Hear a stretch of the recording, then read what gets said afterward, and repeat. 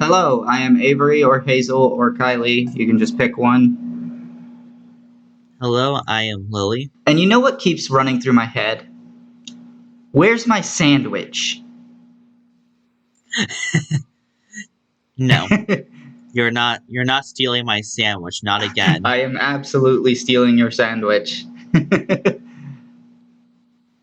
love that was a running joke that we've had. Like, obviously now it's on the podcast, but like that's a running joke we've had, and it just fits so perfect with this movie because that's an actual line from Tony in this movie. So yeah. Anyway, welcome to From the Closet. Today we are covering Iron Man 3. Finally, we are starting Phase 1 of the MCU and Phase 2 of the MCU, and we're closing out the Iron Man trilogy. Fun. You can join us I'm next. surprised that they only made 3 movies of the Iron Man.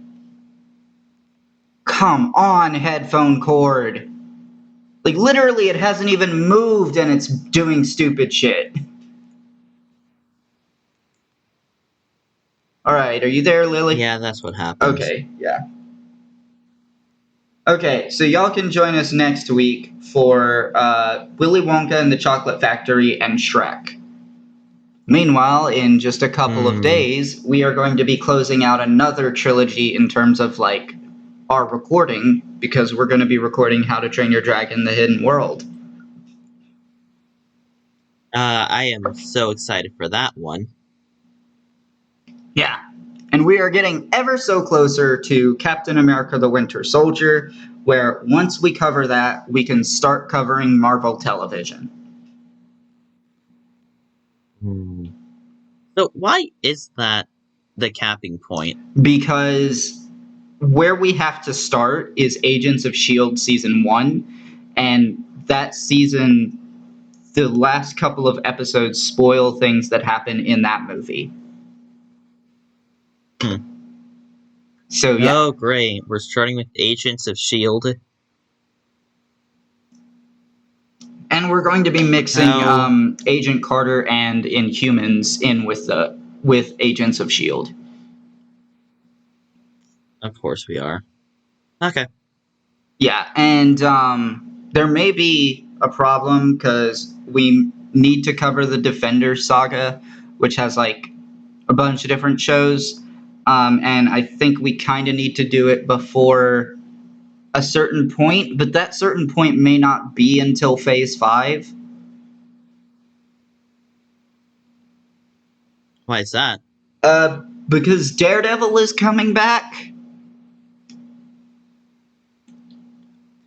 And Daredevil... Sorry, it doesn't ring a bell. Daredevil is part of the Defender saga, and I still have never watched the show, but it has effects on things like the Hawkeye show, but the effects aren't that major. You don't need to watch Daredevil to watch Hawkeye.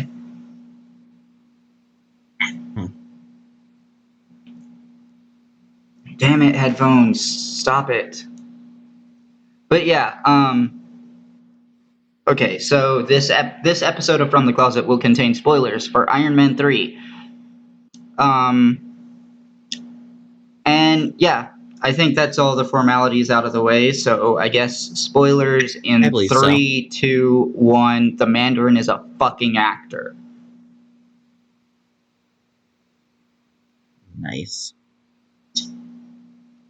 I'm sorry, but that shit really pisses me off. Because, like, we already even had, like, other adaptations of Iron Man, none this big, and they didn't do this shit.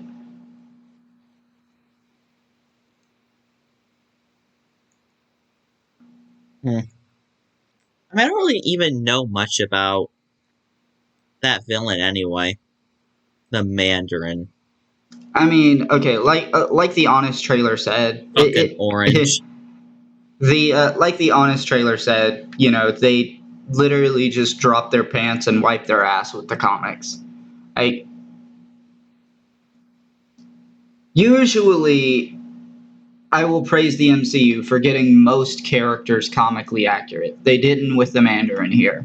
And they later try to just change this, and it works better. Hmm. when they changed it, but that won't be until quite a while after Endgame. Okay. I'll be honest. And there, I'm probably gonna get a lot of flack for this, but my defense is I never read the comics. I would have to say I like this villain for not being a stupid, um, oh, it's a hero's power, but he uses it for evil. Again and again. You, you watch it once, you've seen it 1,000 times. Yeah, I don't know. Okay, Iron Man 2 was at least different, but Iron Man 2 was worse. So Iron Man 2 had I a count Iron Man 2 a little bit different. Iron Man 2 had a plot that you really couldn't follow at all. This movie just has a plot that makes no sense because we have Aldrich Killian trying to kill the president for some reason. I don't know why this is never explained. Um, you have Tony Stark just giving a terrorist his home address, going home, and pretty much doing absolutely nothing. He puts on the only Iron Man suit that is not combat ready whatsoever, the Mark 42, which he will then blow up at the end of the movie and it won't even do anything. Um,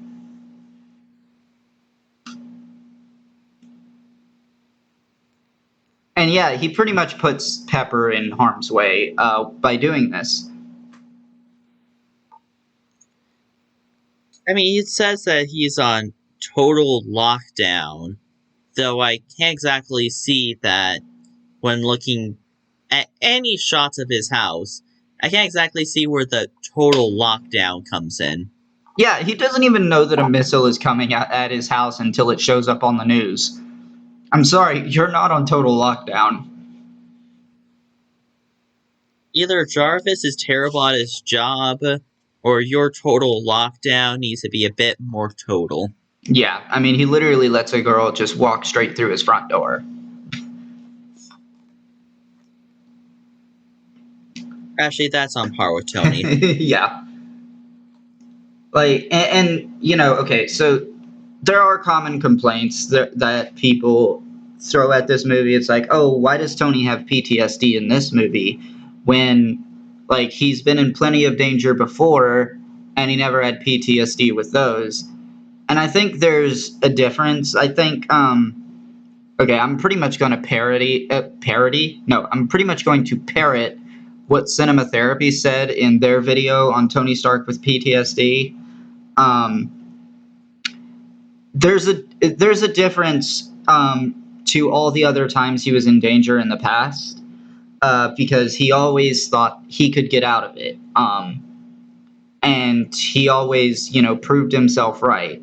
When he guides the missile into the wormhole in the Avengers, he accepted that he was going to die and that there was nothing he could do to get out of it. And it was only by sheer luck that he managed to survive it. No. Tony Stark is an arrogant man that just keeps getting proven right. And I guess in Avengers, well, I guess, I mean, he was right that he was gonna die, unless that one miracle didn't happen. Yeah, it's like, he accepted that there is nothing I can build that is going to make me survive this. And that's usually his philosophy. That's why, in his PTSD, in like his anxiety, always worried, pretty much he says he's worried about, being able to protect Pepper. He builds so many suits, but like obviously we see throughout the movie, he's very sloppy when doing so. And they just keep falling apart, running out of batteries. Yeah, I remember one of the videos you told me to watch say that that was a bad thing. I guess when you say it like that, I mean, it tracks. Yeah. He's sloppy because he can't think straight. He's been awake for 72 hours. What do you want from him? I mean, at the start of the movie, yeah, he's been awake for 72 hours. And this is. We actually don't know how long this is after the Avengers, but we do know they both take place in the same year. Also, I love that there's a Y2K reference in this movie. Okay, yeah, that was pretty funny. Because, I mean, that was a huge scare for a while, and then people fixed all the problems with computers pretty much, and it wasn't really a big deal anymore. It barely was that big of a deal. Like, people thought it was going to do a lot more damage than it actually did. Well, yeah, but, you know, it was a justifiable fear, but the thing was, people didn't realize that it had been fixed. Mm-hmm. So, like... I mean, the worst thing that happened through the Y2K was, you know... People... A few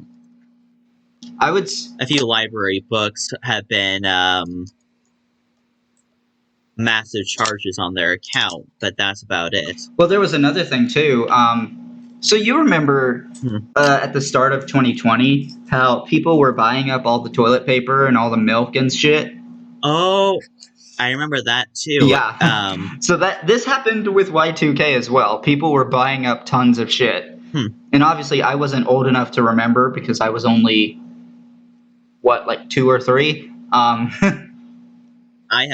wasn't born yet, but I have done a lot of research on the topic. Yeah. As have I. And, like, yeah, it was a pretty scary event for a lot of people. And then other people just didn't really... Some other people just didn't really care. But a lot of people were worried that like, because of, like, the computers and the banks, that they'd lose all of their money. I think I heard something about, like, people are afraid of all the missiles firing or something. See, I hadn't heard that. That would be, yeah, I hadn't heard that. That would be a bit of a surprise, really. I mean, I was probably just hearing it from the more terrified places from that event, if they even existed at all. Yeah. But yeah, a lot of terror came from that time. For sure. So yeah, it was really funny to see a Y2K reference here. Makes a lot of sense. So some other things too with this movie. Okay, String Junkies also complained about, like, how long it takes the Iron Man suit to assemble, and I'm like, they showed a scene where Tony Stark was waiting on his suit to arrive in Miami from someplace in Tennessee where they said was over 800 miles away. Like, come on, what do you want? Actually, saying that out loud, that was pretty fast for the amount of time that would take. I mean, did you see how fast those pieces were flying, though, in the beginning when he was trying to suit up with them? Oh, yeah. They were going at least 100 miles an hour, if not more. Hell, like, professional ping pong matches, the ball typically goes about 95 miles an hour. Really? Yeah. It is insane. How the hell does that ball not break through the ping pong? How does that not break the ping pong? Ping pong is just the name of the game. Are you trying to ask how it doesn't break the paddle? Well, paddle, but also the ball. Yeah, it just... I mean, okay, for one, 95 miles an hour, that's not enough force for a ping pong ball to break a wooden paddle. And for another, sometimes you do get a ping pong ball that breaks. Hmm. I guess just get another ping pong in next round. Pretty much. But yeah, those people, like professional ping pong players, they have insane reflexes. Good lord. Jesus. I mean, I was interested, but remind me never to challenge those guys. I mean, yeah, pretty much.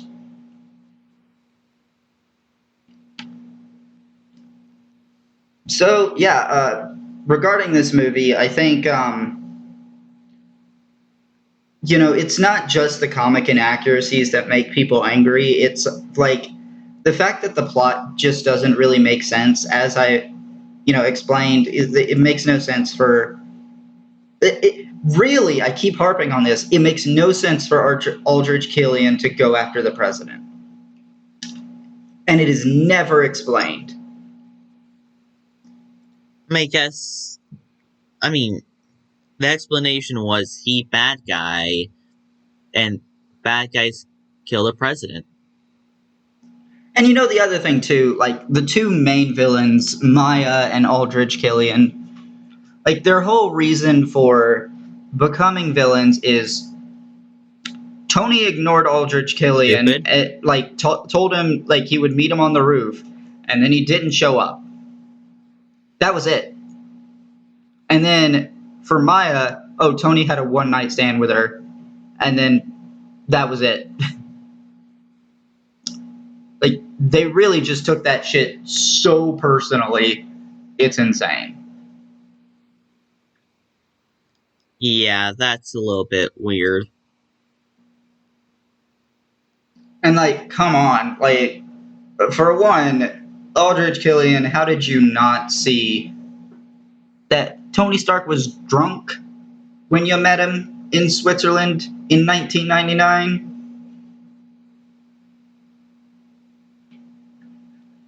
I feel like for most of the time, he's drunk.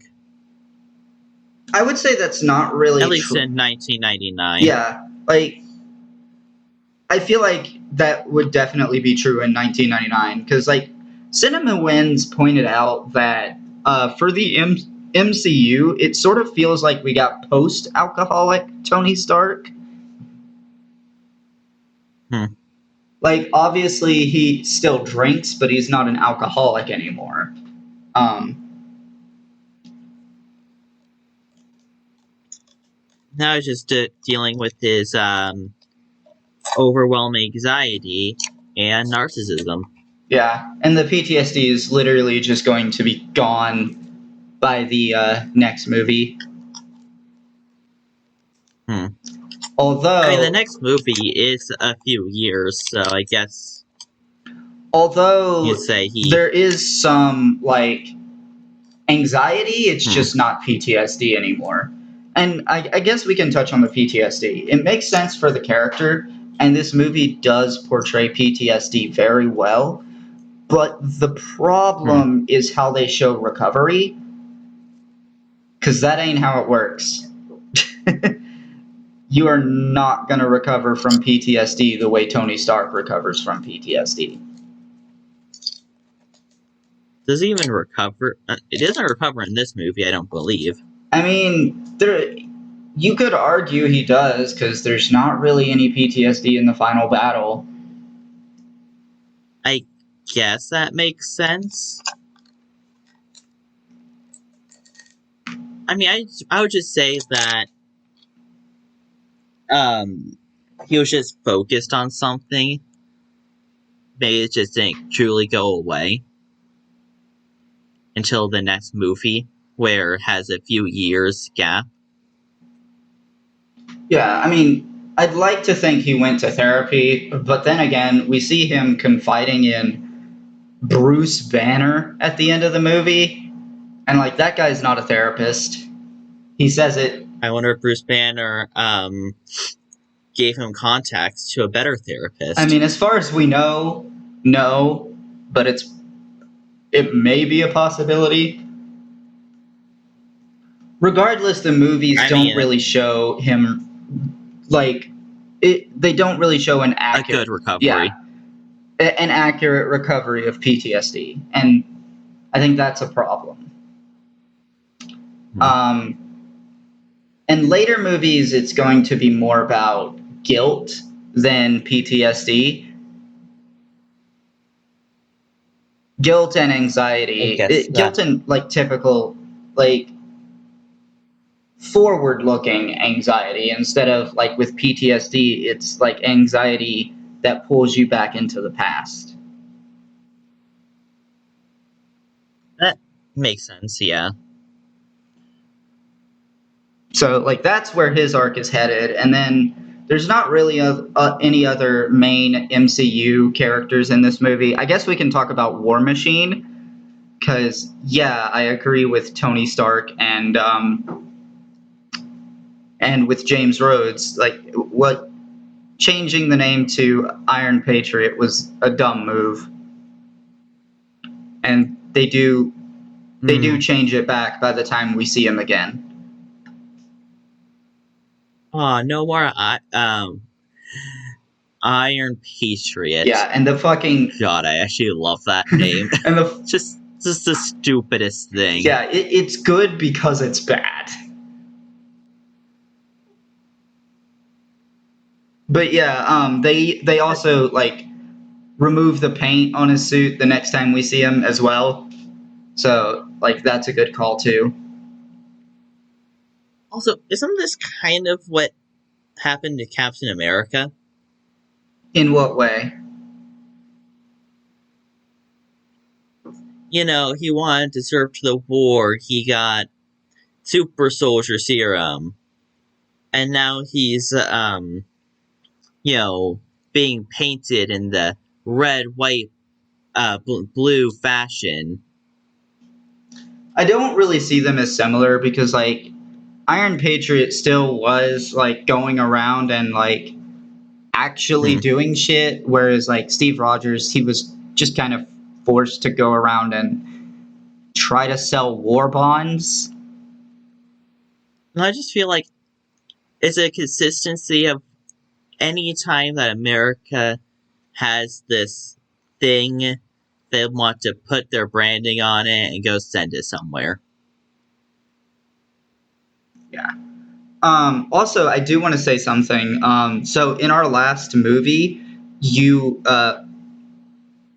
by that I mean Hmm. the Avengers. You asked about the Yeah. four people on the monitors.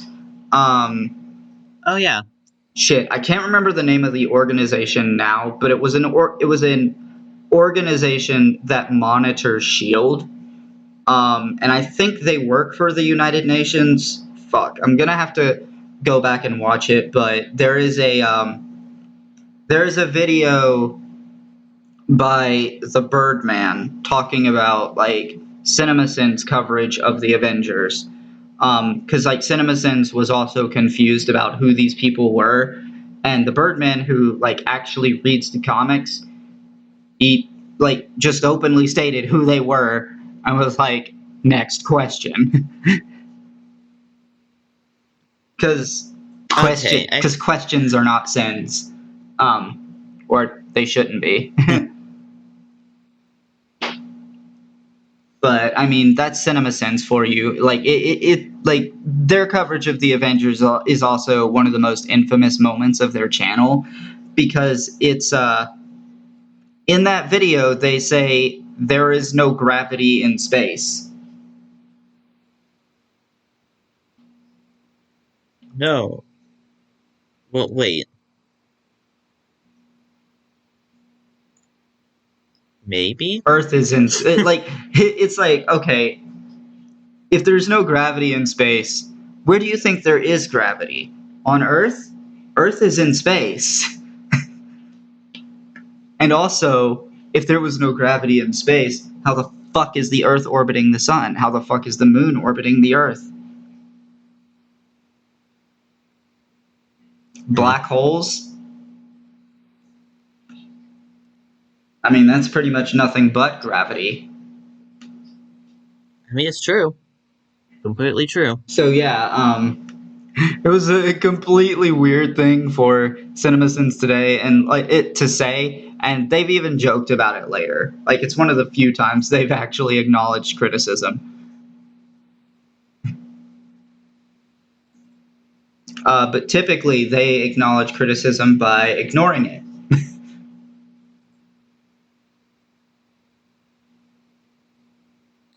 So back on the movie, Jesus Christ, I headphone cord. what? Um, I I'm trying to think of what else we can talk about the movie. Well, let's see. Okay, That there we is like haven't already talked about. there is Tony and Pepper's relationship.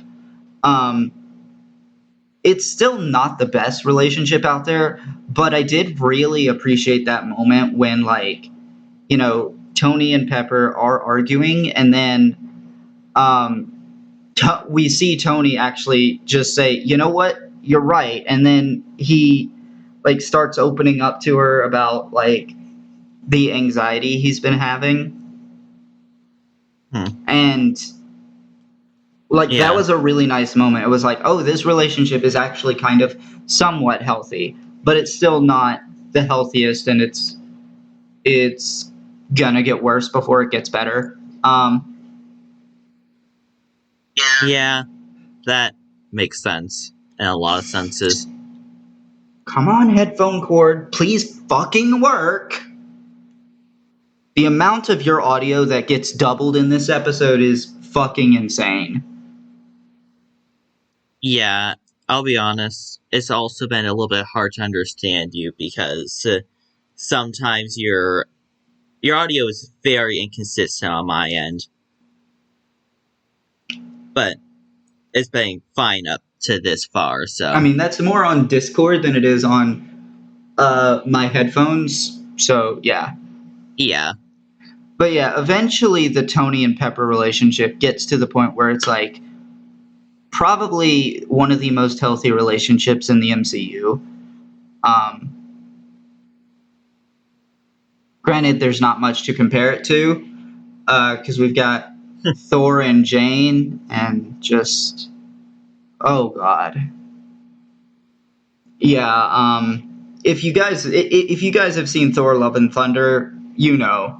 Um, and then there's like Steve and Peggy. That ship kind of sailed. Um, so there's not really anything to analyze there.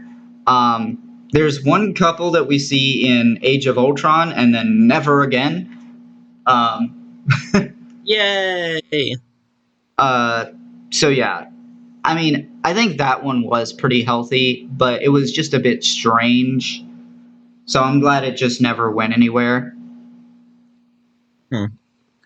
Though I guess my favorite part about the Iron Man series is Jarvis. I love the sassy robot type character. Wow, that's unfortunate. Yeah, I feel like I know where. Well, because doesn't he become in Age of Ultron? That AI becomes a new character, right? That AI plus some of the Ultron AI plus the Mind Stone, but more or less yes, and it's the same voice actor.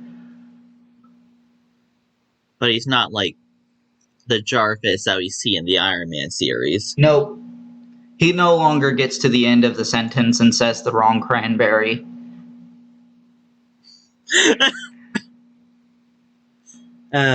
Okay. I'm Oh, you were saying? Cranberry. Yeah, cranberry.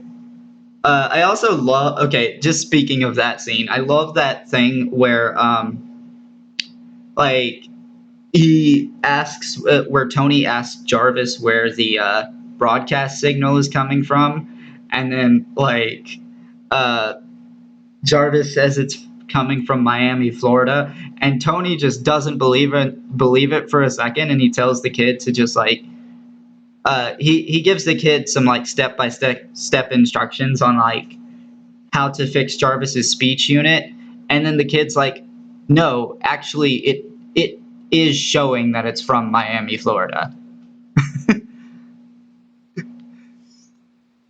Okay, that was funny, especially how Tony just didn't believe Jarvis. And I mean, it's fair because, like, for one, who would think a terrorist is operating out of Miami, Florida? And for another, I mean, Jarvis did just say that he gets to the end of a sentence and says the wrong cranberry. Um, so, Yeah, that's something he said. it's Then never believable again. and yeah, it's believable and it's funny. And, it's on the topic of it being funny, a lot of people complain about the comedy in the MCU, and I'm like one of the people that enjoys the comedy in the MCU, except when it's just pop culture references, and a lot of times obscure ones. But No, there are some. I like it when Jarvis goes, yes, I prepared, safety stuff so you can ignore it. Yep, I'm going to ignore it. Yeah, like that was funny. But yeah, there are some pop culture references that they do that are funny, but a lot of these, like, it's only funny if you understand Just it. don't land it. Yeah. Yeah. Any reference to the comic books wouldn't land because I don't want to read that many comic books and buy that many comic books. I mean, There'd be a lot of catching up to do. there are like uh, there are I don't want to say streaming services, but that's pretty much the best way I can say it, where you can read the comics without like actually buying them. I'll consider. Like audible.com, where you can buy books or get books and then you can just read them. Or wait, that's not really Audible. But I know Amazon has its own like ebooks that you read instead of listen. Yeah, no, I mean, like, Marvel and DC both literally have their own services where you can check Really? out their comics. Yeah.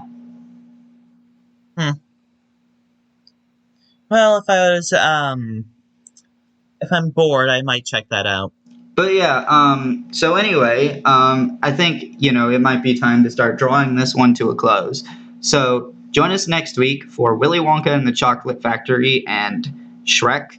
Avory, What? you think we're missing something? Hold on. I'm getting to that. Anyway, as I was saying, join us next week for Willy Wonka and the Chocolate Factory and Shrek. We will be covering Thor: The Dark World next month. And with that being said, I'm going to open up my image gallery here so I can talk about the critic ratings. All right, so I just feel like that would IMDb. be better said after the critic ratings, but okay. It doesn't matter. It doesn't, Anyway, but yeah. IMDb gives this a 7.1 out of 10. Rotten Tomatoes gives it a 79%. Metacritic has it at 62%. And 88% of Google users liked the movie. Jesus, and I thought I was being generous. So, Actually, I think it was around 3/4 of the movie I came up with this rating. I'm gonna stick to it. I'm gonna give it a 7.1. yeah, I think that's fair. I'm actually going to give this movie a 6.8. I think it's better than Iron Man 2. It's nowhere near how good Iron Man 1 was. Phase 2 really just starts off rocky and then picks up in the middle. Because like our next movie, Thor: The Dark World, easily the worst Thor movie. And I Yeah. know that people are like critics are rating Thor: Love and Thunder very low. They're wrong. Um, Yeah, I've seen quite a lot of backlash between for Lore, Love, and Thunder, and that's contrast heavily from your experience of Thor, Love, and Thunder.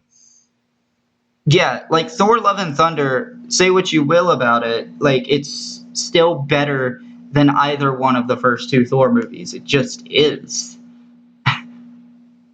Because, for one, The Dark World is boring. Thor 1, a lot of people find that boring. I disagree.